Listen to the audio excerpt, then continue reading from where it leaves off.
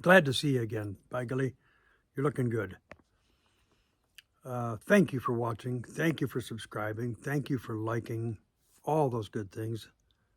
I think we're almost at nearly 600 subscribers right now. Not that that's a big deal. I just do this for fun. You know what I'm saying? I could care less about the numbers, but it is kind of fun. I mean, it motivates you, right? So I got to be honest, it motivates me. So I'm up north working on my off-grid situation. I thought I'd show you a little bit about what's going on. Having supper right now. Oops, let me turn that around. Little mountain house, freeze dried. There we go. Adventure meals. Yeah, mountain house, that's it. By golly, I love it, man. Just boil some water, add it, and wow, good stuff. Got to thank my old friend Rapala for those. He gave me a whole bunch of them. Wow, they are tasty, high protein, good at the end of the day. It's evening, as you can tell, and I'm just hanging out having supper. So let me show you around a little bit what we got going on. I got old Bay laying here at my feet. She's resting after a long day of resting. That's about all she does. There's camp. There goes a car. Got the old outhouse over here. The Cabela's 8-man Alaska Dome. I did laundry down in the river today. Fire ban on, so I can't have a fire. Shucks. Got a couple little solar lights out to help see things. Brought my 2-burner propane stove up. That's working out real well. We still haven't got the sauna closed in. That's a big priority, but it's not happening right now. We are working on the building over here, as you can see. Got the job trailer and some walls up, and we're making progress. It's totally still right now. I mean, there's not a leaf moving at all. It's amazing. The calm of the night. It's incredible. The river, of course, is over my shoulder back here. Let's see if I can get that for you. Down there. Took a nice bath in it today. I was getting a little sweated up. There we go. A little blurry, but you got the idea. Not that far away. Also working on some, working on some steps to go down this embankment. And then I got to make sure I'm always doing erosion control here to create barriers to slow the water down. It's a very real threat. You can see the kayak down there. I built a kayak rack. Got that ready to go. Of course, I've been working so much I haven't been able to kayak, but I'll get out there. So more to follow. Soon I'll be doing what Bailey's doing. Mrs. Ranger's up here. She's helping out my son over at his house, daughter-in-law, kids. So won't be long. She's coming our way. Oh, there's the pine squirrel. Do you hear him? Bailey's looking all over like, hey, where is he? Where is he? That's her new game, is chasing chipmunks and pine squirrels. Keeps her busy. She's getting old. She's pushing 9 now, and she's slowing down quite a bit, but oh, she's on alert now. No more sleeping once she heard the call of the red pine squirrel. Serious business, you know. So in the morning, I'll take some more shots, show you what's going on. Again, making progress. Bay will be hunting more pine squirrels and such. Oh, I did see a raccoon on the far bank of the river this morning. Oh. Canada geese. Just one lone honk there. It's September, I don't know, 20th, I guess. And it's finally going to cool off a little bit tonight. Man, it's been high of 80s and whew, just way too stinging hot for September. All right, so tomorrow morning I'll show you some more in broad daylight. The progress we're making. Slow but sure, we're getting there. All right, see you in the morning. Okay, well, the weather has broken. We've gone from highs of 85 and such, and lows of 65, from that to high of of 65, low of 45. That's all right. I like it a little cooler, and we'll be fine with that. So we've got a little extra material here from the sauna. All 6x6 red pine milled out. That's beautiful stuff, man. Got some 8-footers and 10-footers left over, so I gotta find use for them somewhere along the way. A couple of them will be used for building the wood shed over here, which is next on the docket. Because as you can see, I've got piles of wood everywhere from when we cleared the land back in January. This will be the wood shed. And I'm ready for it now because we had to make custom brackets for the bases here. I had to drill these holes, 30 holes to be exact. Holy smokes, through 1/2-inch plate steel by hand out here in the woods. Yeah, it's quite a chore, let me tell you. I've got 2 scabs on my shins as a result to show for it. But we are making some headway here with the garage as a beginning structure. Might be the final structure too, I'm not sure. I mean, it's man doesn't need a lot to live in. Anyway, more wood piles. This is Ranger enjoying the picnic table over there.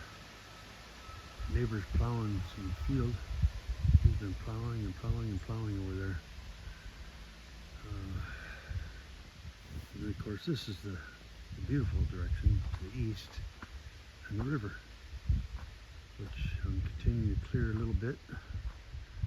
Keep the underbrush down, helps with mosquitoes, etc.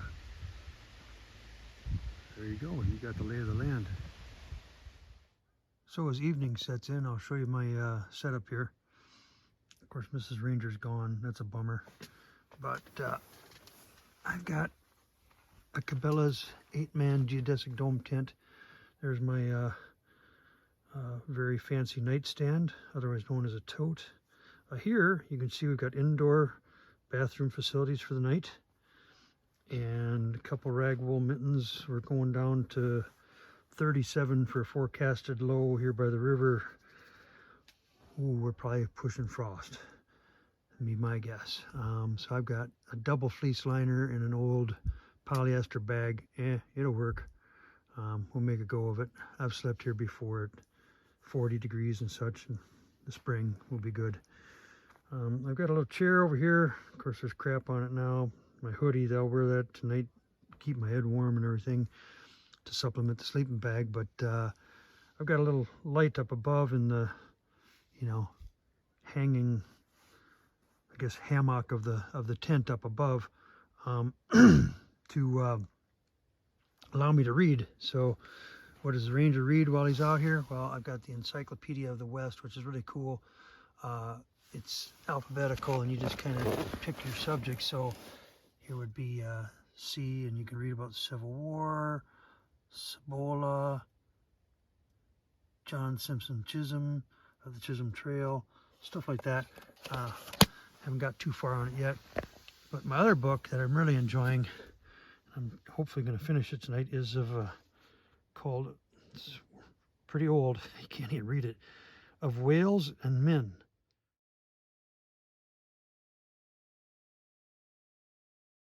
I think you can kind of see it there.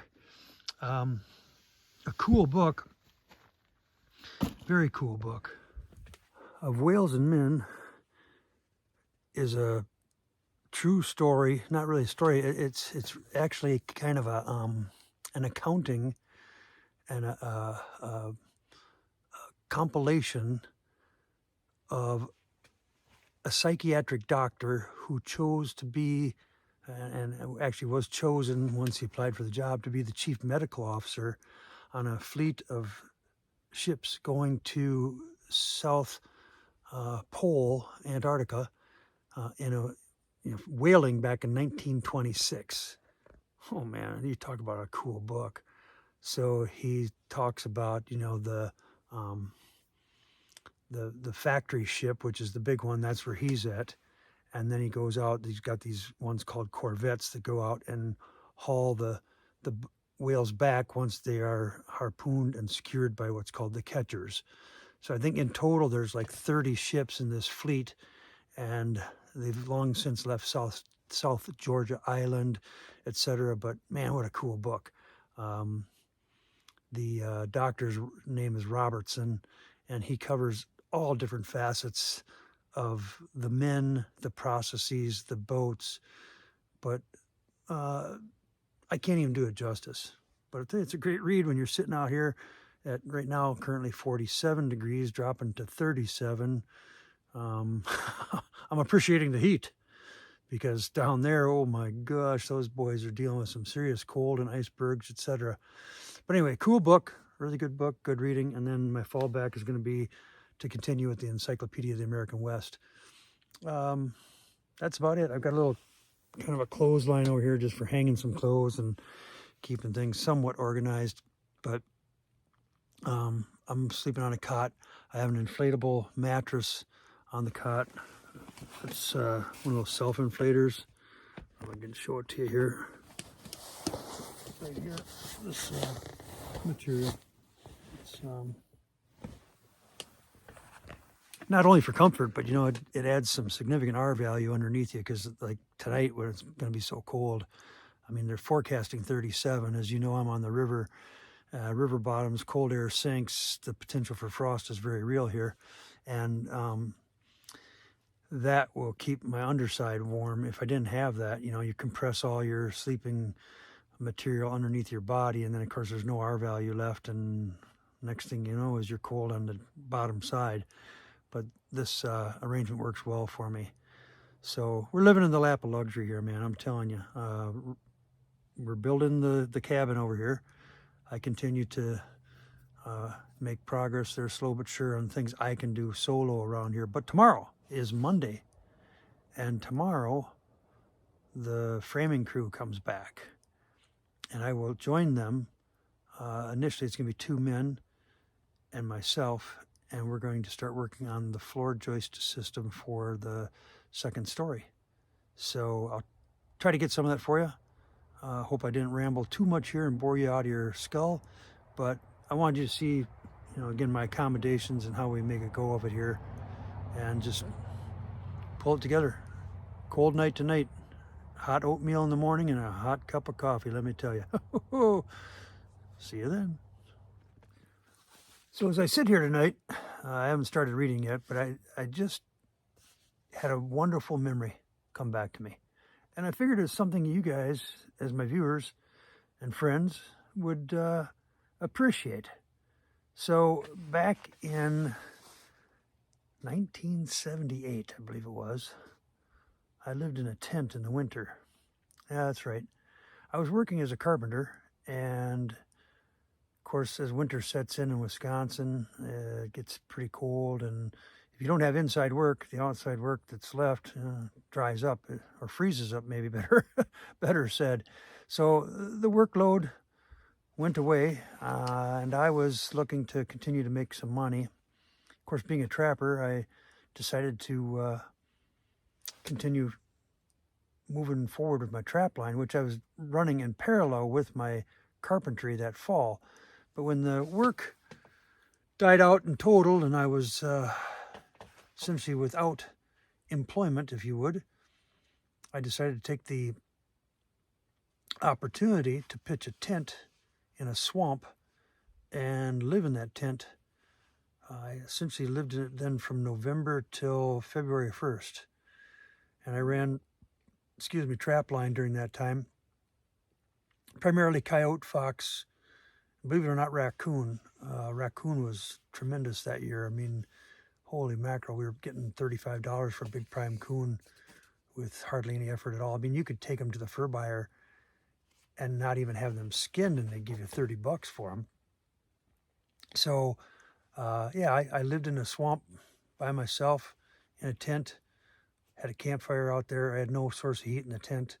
I just put some foam underneath my tent. You know, I had a 4x8 sheet of polystyrene, and that created a nice vapor barrier. Then I had 4 inches of closed cell foam as I used for a mattress, threw a sleeping bag on top of there. And if you guys that are more my age remember the old Air Force snorkel parkas, oh man, that was the best. I had a snorkel parka, and my grandmother knit ribbed sleeve extensions on it so they come way down by my thumb, keep me good and warm. I wear that parka at night and zip that old snorkel all the way up, and you just have the mask, you know, you can see through. And I can't tell you, makes me smile just thinking about it. I would lay there. I was a very small tent. It was a little 7x7 wall tent, and I, you know, I would lay back like this, and my breath would come up against the top of the tent as I would breathe all night long. And more than one time I woke up and I had a stalactite of frost that had formed on the top of the tent roof above my face and was coming down towards that snorkel parka because it was dang cold in January in Wisconsin back then. I mean, we're talking, you know, 10 below, 15, 20 below, whatever it was. I just kept on pushing through, but oh, wow, that was fun. I would go to town, sell my furs once a week. My friend had a garage he'd let me skin in and stretch and stuff and flesh. And anyway, it brings back some good memories, man, living in a tent. So, hey, you got to do what you got to do, right? And what's more large, full, and simple than living in a tent running a trap line? Huh? It's all I had. That was the roof over my head. We made a go of it. I made enough money then to pay my tuition and books for college for the next semester with relative ease. Okay, so that's my reminisce on the trap line of 78, 79, and good memories. So saying all that, 37 degrees tonight, that's a piece of cake, man. That's no problem at all. I don't have a snorkel parka, but I do have a hoodie, and I'll be all right. So there's a memory from Ranger Reno back in the day when I was a young man, half crazed and enjoying the trap line. All right, more tomorrow. Yeah, I think we'll call this video a wrap. It's getting kind of long and lengthy, but hopefully you stayed with me through the whole process as I ramble on and on, as Led Zeppelin once said. But once again, I'm out here just living life large, man, large. I'm making do with what I got. There's an apple tree down the road. I found a wild apple tree. Been gleaning some apples off that for some additional delicious food. And I've been eating venison out here, and a bag of carrots, oatmeal for breakfast, a cup of coffee. It's large, it's full, it's simple. It is good life. And man, I'm telling you, it's just coyotes howling out here. Stars are fantastic. The air is fresh and clean, and tomorrow we make some progress on the cabin. So until then, and next time, thank you all for watching. Thank you for subscribing. Thank you for liking. Thank you for putting up with my nonsense and taking an interest in what I do. So till next time, Ranger Reno, over and out.